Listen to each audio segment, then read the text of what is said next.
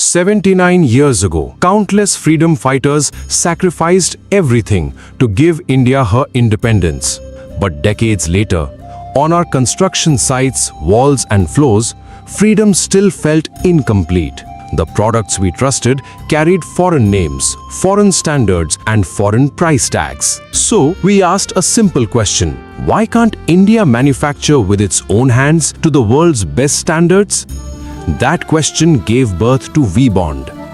We began with a small unit, a determined team, and an unshakable belief in Indian capability. The journey wasn't easy. International brands had decades of recognition. We had only conviction.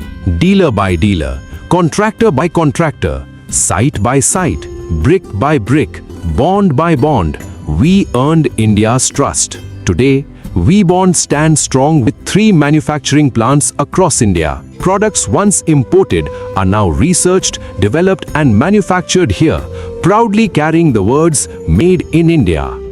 And our journey no longer stops at India's borders. From the USA to Ghana, Sri Lanka, Dubai and GCC markets, Vbond is taking Indian manufacturing excellence to the world. We are not merely exporting products, we are exporting Indian quality, Indian innovation and the confidence of a self-reliant nation.